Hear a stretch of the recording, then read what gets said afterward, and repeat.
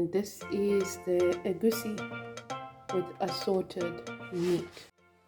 Hi guys, today I am cooking egusi.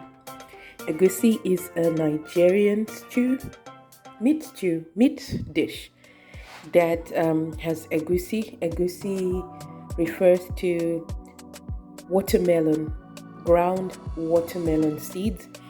So I'm doing egusi with assorted meat. So currently I am going to boil some shaki tripe. That's tripe. Nigerians call it shaki, Zimbabweans we call it guru. So I'm boiling guru, and I shall also be boiling mazondo. Look at that marrow.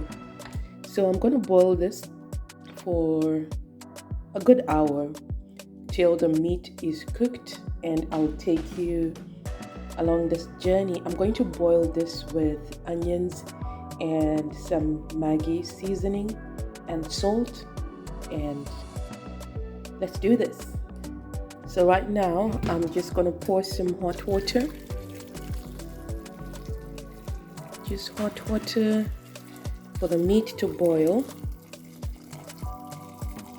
And if the water finishes, I'll top it up. So that's water in, and I've just added 2 onions in. So I got 2 onions there, and right now I've got some Maggi stock cubes. Let's see, can you see them? That's upside down. I've got some Maggi cubes. I'll add 3 because this is going to be a big pot at the end of the day. So I'm just going to crumble these in now. I put in the Maggi at the bottom.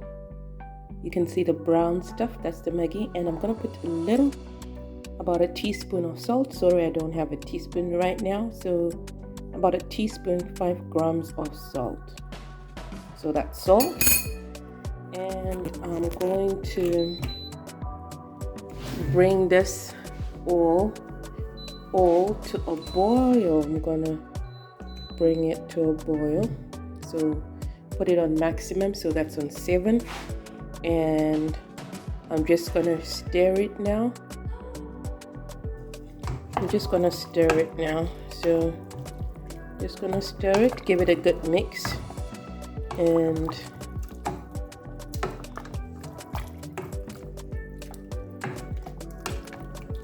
I'm going to leave it to do its thing. So this is the shaki, this is the guru, and cow foot mazondo, and I'm gonna leave all of this to boil beautifully. So with the seasoning, the meat takes the seasoning of the onions, the Maggi. So with the seasoning, the meat is going to take the flavoring. So happy boiling to this. So my meat is on the fire and it's starting to boil. So that's the meat boiling with the onions and seasoning. So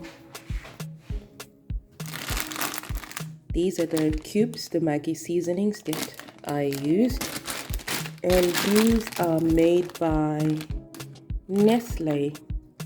These are made by Nestle Nigeria, and you can actually get these from a lot of African Asian food stores here in the UK.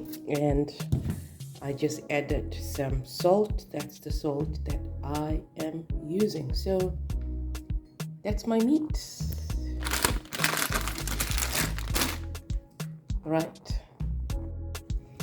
Here I've got some pieces of beef steak that I've cut into small pieces, and I've sprinkled some spices. I've sprinkled some salt, some ground black pepper, and some garlic granules. So I'm just going to rub it all in And then I'm going to fry the beef in this oil.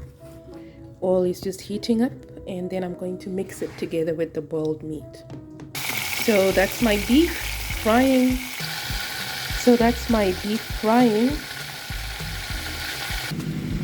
I also got frozen Scotch bonnet peppers. You can't have Nigerian food which is not spicy. So these are frozen. I'm just going to wash them and then cut them and put them in the big pot together with the boiling meat. Cutting up the peppers now. Just make sure that you don't touch your eyes. I learned the hard way as a Zimbabwean. We don't really use a lot of peppers, chili. So this is a change for me, but now I absolutely love my food hot and spicy. So let me chop away. Now I'm going to add the diced pepper into the meat. Here I've got a bottle of Nigerian palm oil, and excuse me trying to squeeze the palm oil because it's tough to squeeze out here because of the lower temperatures in the UK. It tends to freeze in the bottle and it's a struggle to get it out.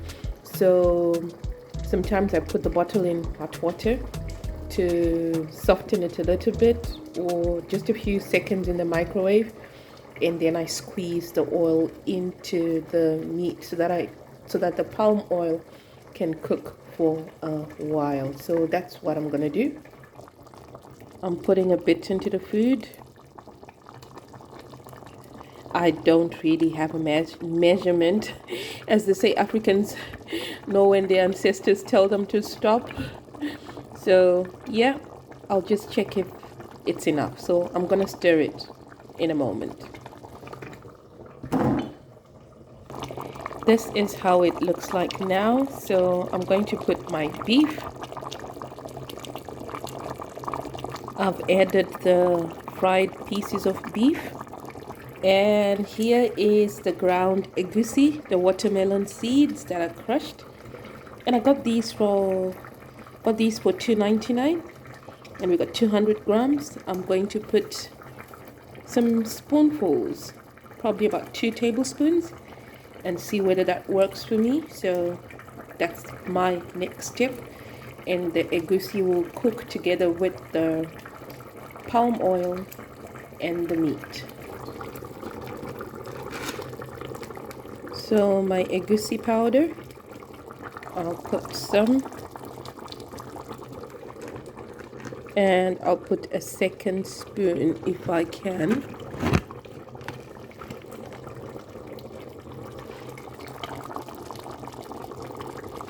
So I actually added a third spoonful of egusi, and the gravy has now thickened a bit. So I'm going to add some pieces of fresh fish. Unfortunately, I don't have stockfish or smoked fish, but hopefully next time I'll do another meal with stockfish, smoked fish, dried fish. I don't have any mackerel, but I do want fish in my egusi. So I've got pieces of salmon. I'm going to put some. Not sure if I've got tin mackerel. I'll have a look if I've got some. I'll put some pepper, dried pepper, and yes. And the meat is now boiled and cooked. I added the palm oil after the meat was cooked enough. So we are almost getting to the end of this cooking journey. I'm going to reduce the heat a bit. So these are my salmon fillets. I'm going to cut up a bit and put it in the stew. Here I've got my chopped salmon, and I'm going to add it to the pot. And that's the fish. I'm gonna stir it all. Next, I'm going to add some ground crayfish. I'll just take about a tablespoon or so. I just measure from the head, and I'll also use this pepper soup. I'll put a little bit as well. So the pepper soup mix is made of utazi, uziza, ginger, garlic, oda, and pepper seed. So these are the two powders I'm going to add. So the crayfish adds a bit more fish flavor to the egusi soup, egusi stew. Oh, I didn't record. I put a spoonful of the pepper soup powder in as well. So I'm going to mix in the two powders. Next, I'm going to add some shredded kale and a bit of spinach that I have. So I'm going to add it to the stew. I couldn't find any tinned mackerel, so I'm not going to add that. The salmon will have to do, and the crayfish will have to do. So I'm going to add this and let it cook for about 5 minutes, and that will be done. I just gave my vegetables a wash, a quick wash, and I'm gonna pop them in. I could dice them, slice them a bit finer, but not today. This is a quick egusi meal. I have missed it, and I'm absolutely tired at this time of the night, but this is how it looks like now. I'm going to add a bit more vegetables because I need a bit more. So this is the final product, and I have just put the kettle on to make pounded yam.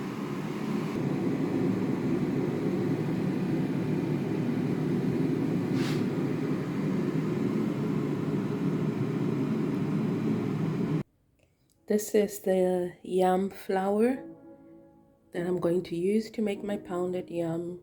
My water is boiled, so I'm just going to make it. And I wonder who produces it. So the brand is Mama's Pride. This is not a sponsored video. This is just me making my meal and eating food that I enjoy.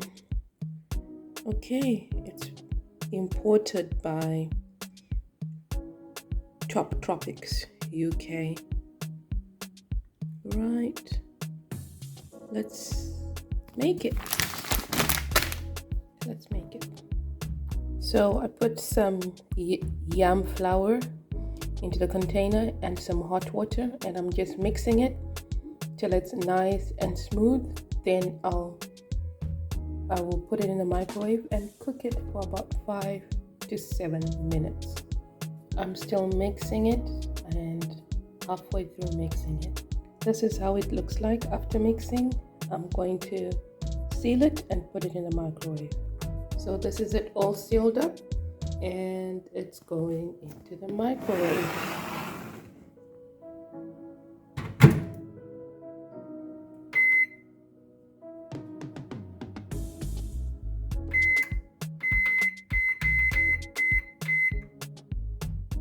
Just going to start with 5.5 minutes, and I'll check it halfway. This is halfway, and the consistency has changed. I'm going to mix it. It's a bit stickier.